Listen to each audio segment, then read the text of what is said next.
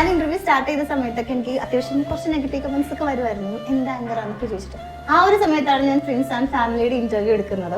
അതിനുശേഷം എനിക്ക് ഒരുപാട് നല്ല നല്ല കമന്റ്സും ആൾക്കാർക്ക് എൻ്റെ അടുത്തുള്ള ഒരു വ്യൂ പോയിന്റ്സ് ഒക്കെ മാറി തുടങ്ങി. അതിനുശേഷം ഞാൻ നല്ല രീതിയിൽ പോവായിരുന്നു. പിന്നെ ഒരു അവസരത്തിൽ ഞാനൊരു റിയാലിറ്റി ഷോയിൽ പങ്കെടുത്തു. വീണ്ടും ആ ഹെയ്റ്റൊക്കെ ഞാൻ തിരിച്ചു വാങ്ങി.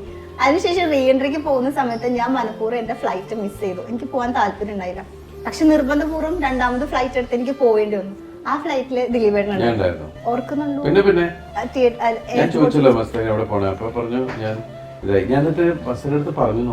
ഷോ നടക്കുന്നതിന് മുമ്പ് ഞാൻ നിങ്ങളെയൊക്കെ ഒന്ന് കണ്ടിരുന്നു. അതെ അതെ. പക്ഷെ നിങ്ങൾ കണ്ടിട്ടില്ല? ഇല്ല, കണ്ടില്ല. അപ്പൊ ആ ഒരു സമയത്തും ദിലീപേട്ടൻ ഉണ്ടായിരുന്നു. ആ റീ എൻട്രിക്ക് ഞാനിട്ടത് പ്രിൻസ് ആൻഡ് ഫാമിലിയുടെ ഇന്റർവ്യൂവിന് ഞാനിട്ട ഡ്രസ്സാണ്.